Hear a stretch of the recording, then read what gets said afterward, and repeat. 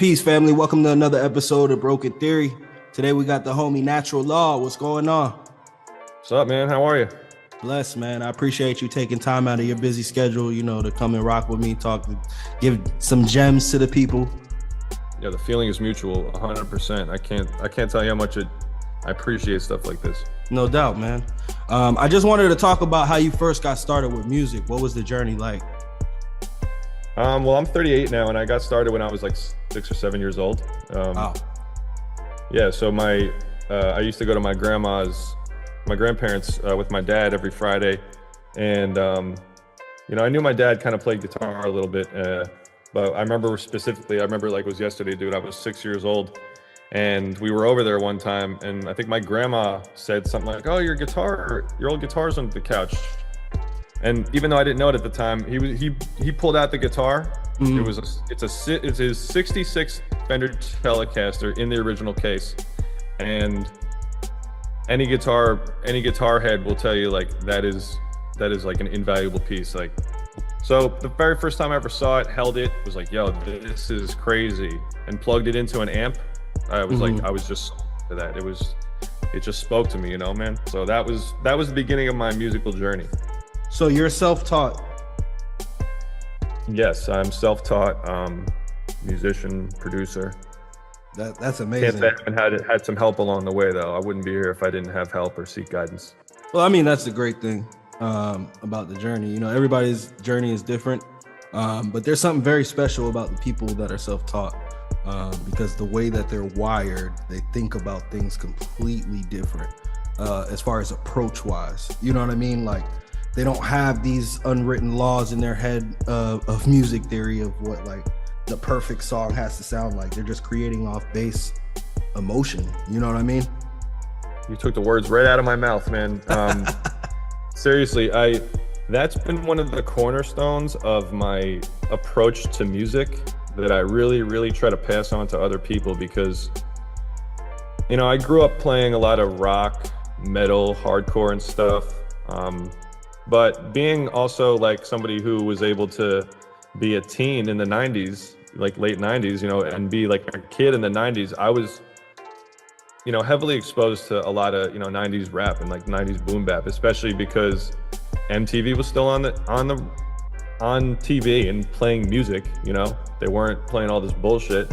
So I was actually exposed to a ton of different music, whether it was like Headbangers Ball or like Yo MTV Raps or like it was really, I didn't really see it as like different. I saw it as different genres of music, but I'm just like, I kind of just like this, and the videos helped kind of bridge the gap between, the familiarity and kind of like fear of the unknown. So if you heard a song that you were like, oh, this is kind of cool. Am I into this?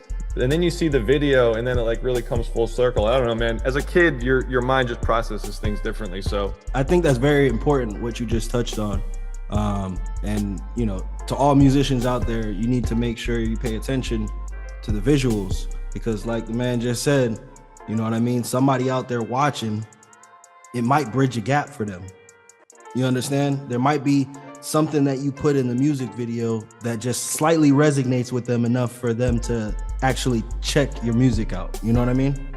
So that's dope, bro.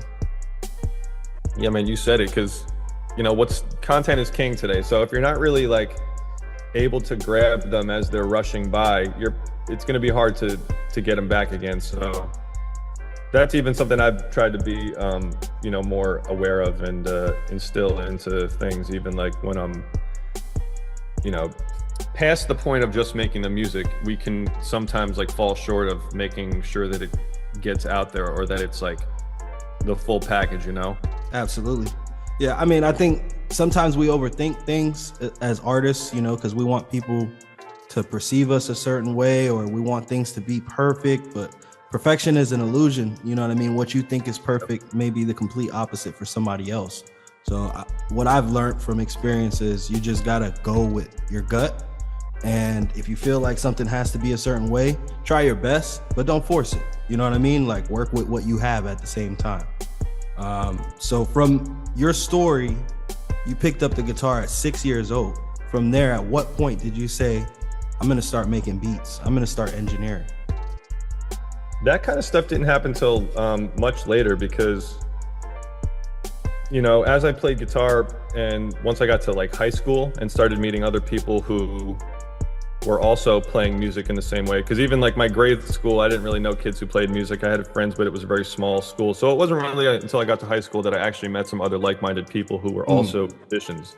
So I was sitting in my room for, you know, 8 years, just like listening to records, listening to songs on the radio, recording songs on tape, playing them back, and learning how to play by ear. So, and I knew I wanted to play by ear because when I was young, I tried to take some lessons with a guitar teacher, and I'm like, this just isn't feeling it. I'm not feeling it. Like I felt like kind of too boxed in, and I'm like, this is cool. I'm learning like how to play My Girl, which my mom liked. She loved hearing me play that, but it's just like, yeah, Mom, I want to play like Jimi Hendrix. I want to learn how to play all this other shit. And so I took lessons for a really short time and I was like, nah, I'm not with this. And then just honestly, again, going back to like the visuals, MTV was huge for me. I remember specifically like my dad being able to show me a few chords, but he's like, I don't know if you'll get these yet because I was still a beginner. So I just did my due diligence. I would record music videos on a fucking VHS, dude. I would play them back and try to pause at a part in the video where I could actually see where their fingers were, then put my fingers on the guitar the same way to see if it sounded right. That's how I learned. Also if they're not faking it, because you know sometimes they're just stringing the guitar and they don't play guitar for real. Like, but you wouldn't know that because the image that they put in your mind is the rock star image. You know what I mean? 100%. They like doing some Milli Vanilli shit. Yeah. Nah, that's amazing, man. But I mean, to hear it where it grew from that point, as far as picking chords and playing everything back, you know, everybody has the advantage right now. We have YouTube University. People are breaking down songs, you know what I mean? So as far as like making music, you could start right now and you don't have to be classically trained. Like I feel like what you said was the problem was the classically trained route wasn't fun to you because like you wanted to make other sounds that you sonically gravitated towards, correct? Yeah, and I didn't even know that yet because even then I was only like 7 years old. But I think I was also frustrated by just trying to learn a new technique. As kids, you're a sponge. But even when I was little, I was diagnosed with ADHD, and you know, even till this day, I'm 1,000% have it. But I also attribute that to like part of my arsenal of creativity because my brain is like literally wired differently than most people. So I can help fill in a lot of the gaps that sometimes are left, you know, in a session, like with an artist or with another producer. Like, man, that's why I love post-production so much, because when you're doing collaborations, for instance, and somebody says, hey, you know, what can you do on here? Like, hey, can you add some guitar, or like put your own touch on it in XYZ fashion? So you're kind of given this little thing as a jump off, and then from there you just have total creative freedom. So it can really go any way. I just think the one thing to keep in mind is like, what's the goal? Like, am I trying to create something here? Am I trying to improve something? Am I trying to fix a problem? So it's a case by case basis. And as a producer who wears many hats, it's like knowing what tools to use for the job, just like a carpenter or any other tradesman would do, you know? Do you have any favorite placements that you've got so far, whether that be working with an independent artist or somebody kind of major? Actually, like all my placements have been with artists that I've connected with over the past 6-7 years organically, and have built up relationships and just like developed helped them develop their sound. So I'd say a few of the artists that I work with regularly are my main guy is Ricky Mapes. He's an unbelievable MC from the Bronx, and Jan Cash is another dude who's from the Bronx. And most of the artists I work with are from like probably like the Bronx and Harlem, just because, you know, through that network I met a bunch of people. So Ricky Mapes, definitely one of my favorite artists to have made beats for. I did executive produce like the last 2 albums he put out, or the last 3 albums I'd say. produced a bunch of stuff, you know, mixed the last album. His one song called Banksy 88 is probably my favorite beat I've made for him because of the story behind it. When we were working on that album, we had most of the album done, and he was like, you know, I still need like a killer intro track. And at that point, I had actually produced the track that ended up being the outro. So that day we're in the studio, he's just like, yo, dude, I need some like killer intro thing, like something that totally epic. And he's like, you know what I mean? I'm like, yeah, dude, I know. We've been working together Speaking that years language that's unsaid, you know what I mean? 100%, dude. Music. So I'm going through my samples and stuff. I'm just like looking for something to cut up, and I found this one that was like double time. And immediately, that's the thing, like you said, just to backtrack a little bit, when you hear something, you kind of have to be able to do a few things at the same time. Like when I hear a sample, I might simultaneously hear it like 3 different ways in my head. So I can be like, oh, I'm going to try that real quick. And then boom, if it doesn't work, you move on to something else. But I immediately heard this sample, right? It had strings. The chord progression was like, dun, dun, dun, na, na, na, na. It just sounded like a rollout for something, right? So I dropped it into Logic, and I'm like, let me halftime this, because this is like a bit too quick. I half-timed it, adjusted the tempo. I started throwing the drums on it, just like the kick and the snare, in a way that I don't normally do. I like to use like a lot of loops, chop up the loops, replay it, so it still sounds like a real drummer playing it. You know, I come from live music. A lot of my music, I really like it to have that human element. Absolutely. Dude, once I laid the sample out and the drums and put a bass line on it, he was like, dude, what the fuck did you just do? In like 1 hour, we had the track, and then boom, that's like one of his best videos. It's the opening to the album, and it's like, he's told me, he's like, dude, I listen to that song and I tear up sometimes, man, just because, you know. No, that's awesome. And it's amazing that you could be connected with artists like that, to where it's like, they tell you something, they don't know how you're gonna do it, but they have faith in you that you can make it happen just off of like the little knowledge that they gave you, and then you come through, crush it. Oh man, you got a connection forever with that artist. Yeah, dude, we're brothers, man. You know, and that's what I feel like that's how I was able to prove myself. You know, I never wanted handouts. I never wanted anybody to just be like, yo, that's dope, dude.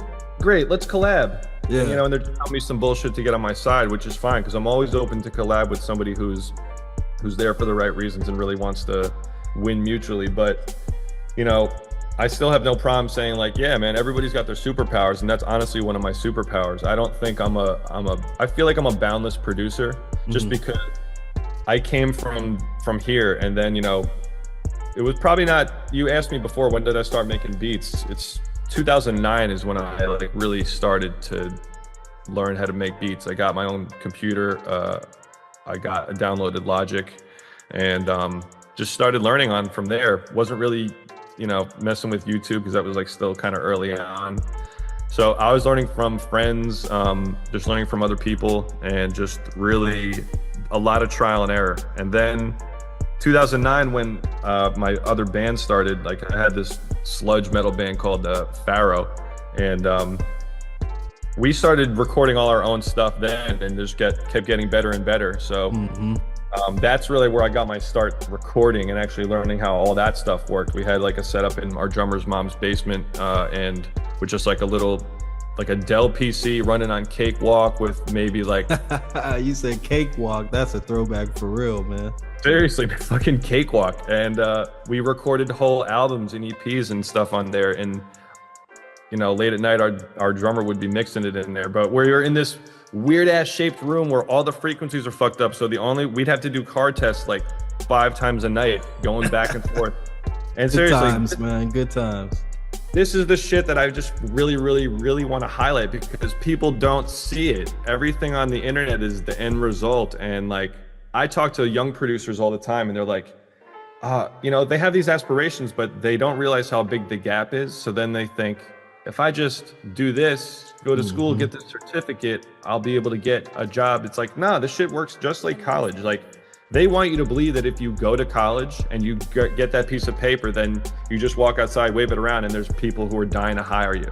No, dude, you still have to prove yourself and show that You can do this. Rain, sleep, snow, it doesn't matter. You still have to show up, get the reps in, Mamba mentality type stuff. You got to show up every day and take them shots. You miss every shot you don't take. I heard a great story recently, and it's probably like an old proverb or something, but like, there's two groups. Like one group that said you had to make as many pots as possible, and one group that said you guys work on perfecting this one pot. Not only did the group that made more pots, they made hundreds more, but the quality of theirs were way better because they were just making one after another. The group who was trying to make one perfect pot, it wasn't that great because they just kept trying to perfect the same thing over and over instead of learning from the mistakes and starting fresh. And going back to what you said, dude, the perfectionism is probably like, it's in the top 3 killers for producers or for creatives, in my opinion, because it's the imperfections of music and art that make it special. Absolutely. 100%, man. And just going back, we all have moments of self-doubt, spans to where creativity isn't something that's flowing. We all have a separate life from music. How do you regenerate that creative flow when you have creative blocks? You got to take a break. Just take a break. When you're constantly, it's like working out, you're going to work out and train till failure if you want the best results. But what do you do after that in order to build that muscle?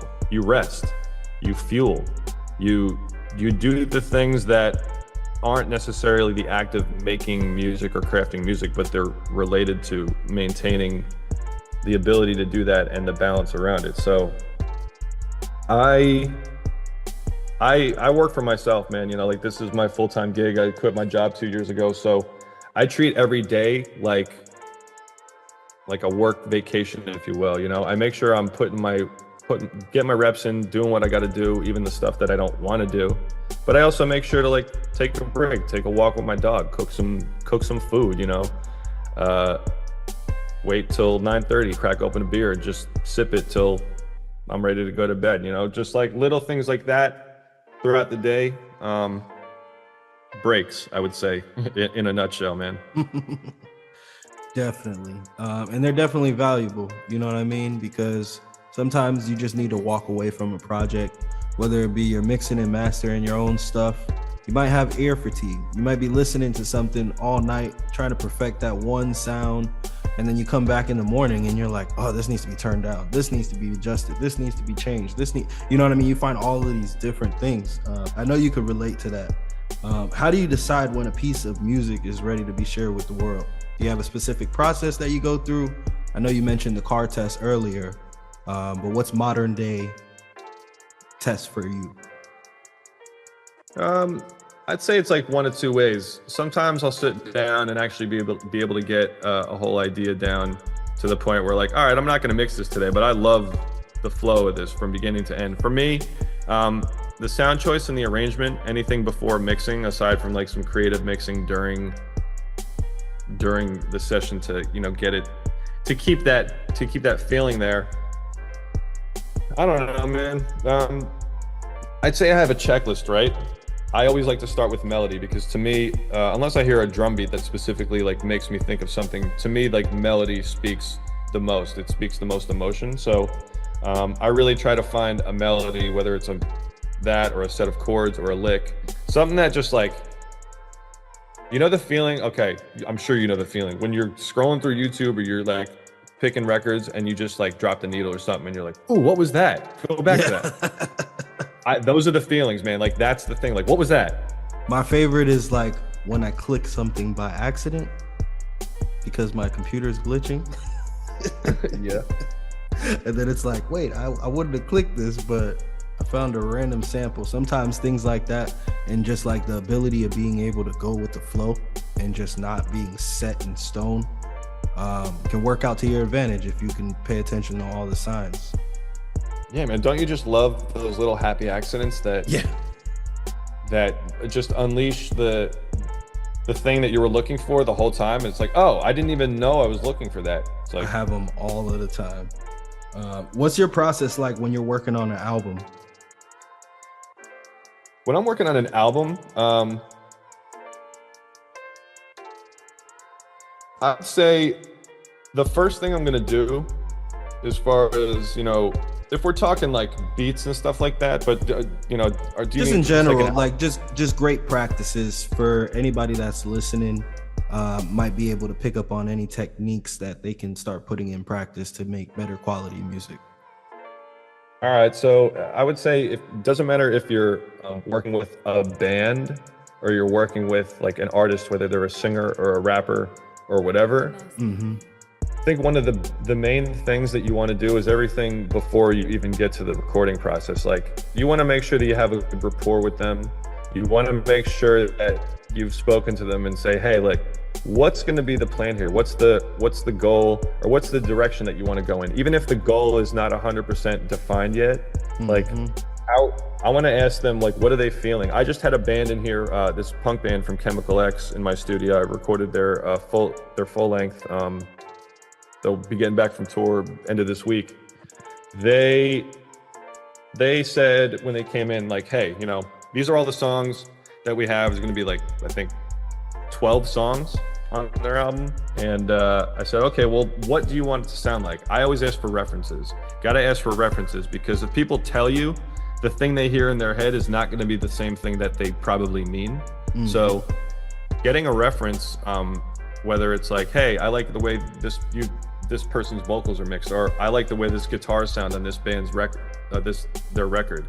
Those are the things I pay attention to, because then not only does it offer an air of familiarity to the artist, which makes them feel better and more secure, it's just going to make for an overall better environment when recording. Because every time they hear something come out of the speaker after a take that sounds even slightly like what they were thinking, they're like, oh yes, like, you see the look on their face, because they know it's just going to get better, because they're going to be adding more elements to it as the recording process goes on.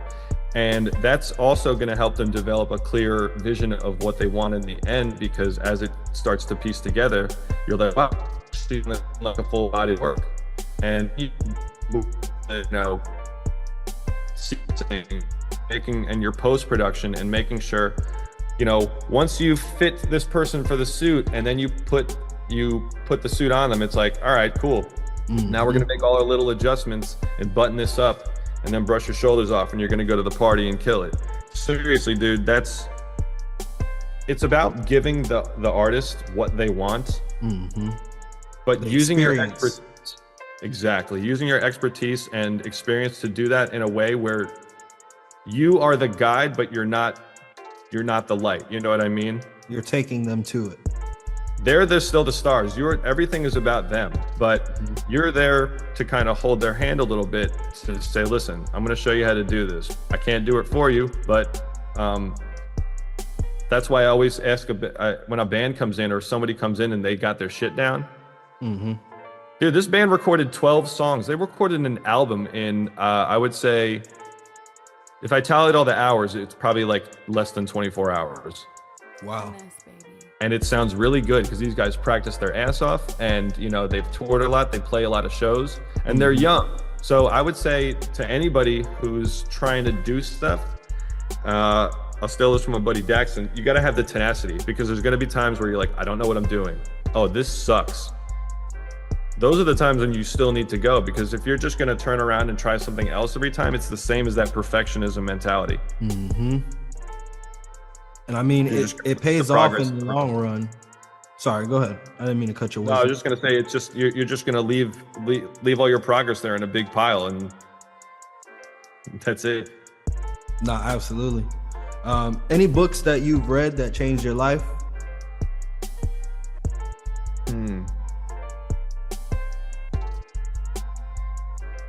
I don't know if, I mean, like, I honestly don't read a ton of books. I like to read, but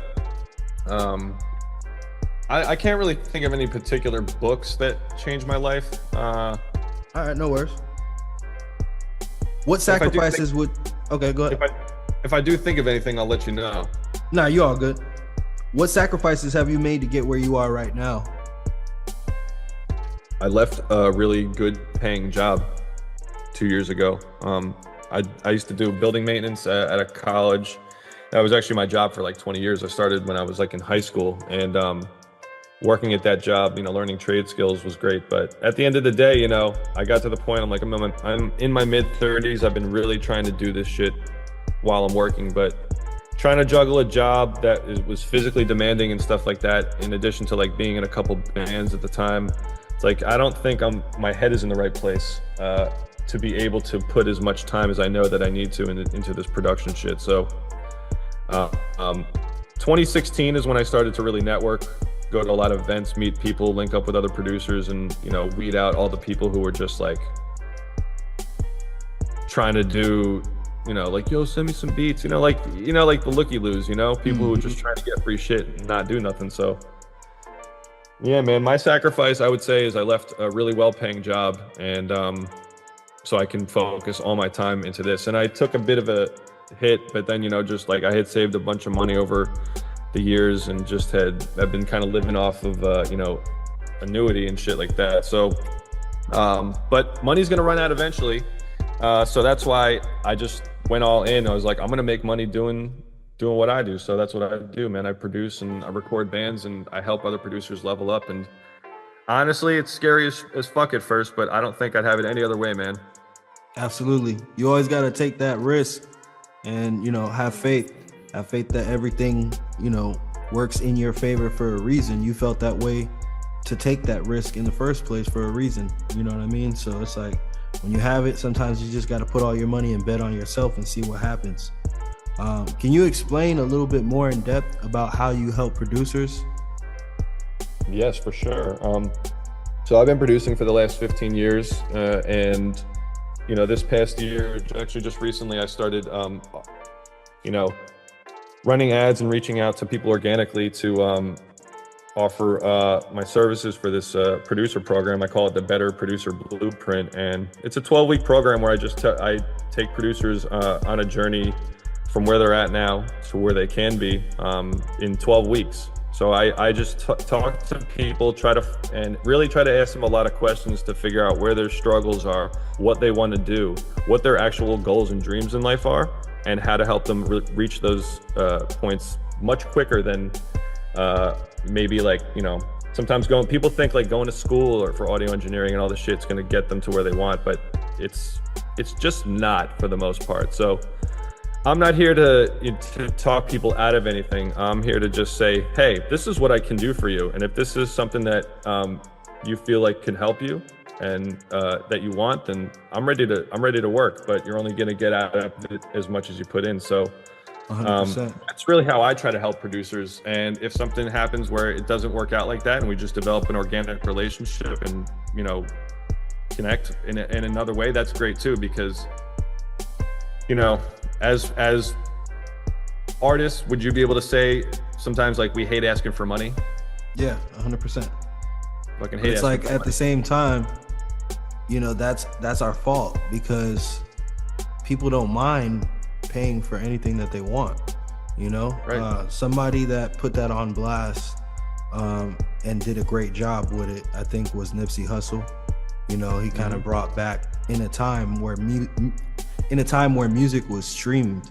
It devalued the music. People weren't used to going into Target anymore, driving there and paying $10 for a CD the day it came out. Most people haven't experienced that in their life. So it's like, to have people pay for your art, again, in a time to where nobody is really paying for music, it speaks on levels tremendously. And as an artist, if you're able to do that and kind of harness that energy and build community, there's no limit on the value that you have. And corporations 100%. Will try to take, a piece of it because they don't have the talent. They just know what to do with talent. But if you have your business together and, you're with somebody like yourself, or, you kind of do your due diligence and research, you can set yourself up to be a problem in the industry and make all your money independently. No middleman. Yeah, man, what you said it with, as far as streaming too, and like how Nipsey approached it, because I feel like there are good points and bad points to streaming, but I put out an EP in May, and I did not put it on streaming platforms or DSPs. I put it on I only put it on Bandcamp because even though that is still technically a streaming platform, I put it on there because I'm a big advocate of like direct to consumer and just not allowing ourselves to continue to feed into the machine that is like everybody complains about, like, streaming platforms not paying and taking advantage of artists. And I think if we actually collectively took a stand and said, like, well, why don't we just stop putting our fucking music up on there? Yep. A bunch of people, most people would probably say, like, are you crazy? But I want people to hear my music. And I'd be like, well, let me tell you that like there's literally thousands and thousands of songs that are added a day, and most people aren't listening to your music. Yep. So why wouldn't you take the chance and go a different route, direct people to something where they can actually connect directly with you? And dude, I made more money in like 2 weeks off my Bandcamp release than I made off streaming in like 5 years. Like, yeah, it's ridiculous, bro. I'm planning on gearing up to do my first release like that. I've never done a release like that. I've always just put it up on platforms and just had people stream my music. But I've just recently started hearing about Bandcamp and what they're doing over there, and it's wonderful, man. And even Biz, I heard there's somebody new that's working with La Russell. That's pretty dope, man. I like what the game is shifting to, especially with what Kanye is doing as well. We're getting people to purchase physical copies, taking it off streaming platforms when they feel like it, just bringing that scarcity, because it's like, you never know what could happen. At least you got your record. You can listen to it anytime. And that experience of like holding a physical record, like I'm lucky I was able to have that experience, dude. I'm lucky I was able to live in an age with and without the internet at the same time, because I used to tell my mom, hey, can you drive me to the record store? And I would go buy a bunch of records, come home, open them up, read the lyrics, look at the art. A lot of that shit is lost now, unless you For me, it was CDs. Yeah. Well, CDs and records. Like, I actually bought a lot of CDs when I was younger, and then it wasn't until I was in my 20s I started to buy records. Okay. But so now that if I go to a record swap, I'm like digging for stuff to sample. I have like stacks of stuff I haven't even gone through yet. 100%. So, what's some advice? Sorry, go ahead. I'm good. Okay. What's some advice that you would tell your younger self when first starting out making beats? I would probably say don't be so concerned with getting everything right at first. Be okay with messing up and having fun figuring out the process, because if you're constantly just looking at the end result, it sounds cliche, but it's just going to be much harder to get there. You want to be focusing on the things that are going to make you better, so when you actually do get there, you're prepared, which is why I'm actually really glad that I didn't quit my job and say, all right, I'm going to be a producer. It's like, no, I was learning production like for 15 years before, or like 13 years before I decided, I think I'm ready to quit my job now, because I want to reps and experience in. So when I actually able to step into these other rooms, I know I can step into any room and deliver what's asked of me. And if I can't do something, I also have no problem saying like, that I'm not really sure how to do that, or let me figure it out and I'll get back to you. Because I think if you lose sight of learning, then you're dead. You gotta learn. 100%. You gotta be moldable. Bruce Lee said, like water. You know what I mean? 100%, dude. Flow. Take whatever shape needs to be taken. That's 100% true. I just want to ask, man, before we get out of here, we got about a minute left. Is there anything coming up that we can look out for? Anything that you're working on that you're excited about that you can speak on? I'm actually gonna, even though I just kind of went on this diatribe about not putting stuff up on streaming, I kind of want to re-release my EP and do some visuals for it and make it kind of like more of an all-around package, like we were saying in the beginning. Like, do some visuals for it, really put myself out there, because it's all instrumental, but the feeling and everything is there. So it's an experience. So I kind of want to give another push to that and really just get together with some of my video people and just like put some cool visuals and shit together and like roll something out for that.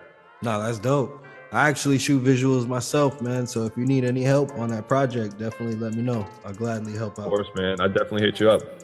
100%. I appreciate you taking some time to chat with me. 100%, man. I'm gonna give you a call right now. And I'll wrap this up. Cool, dude. Thanks a lot, man. I appreciate it. No problem, brother. No problem.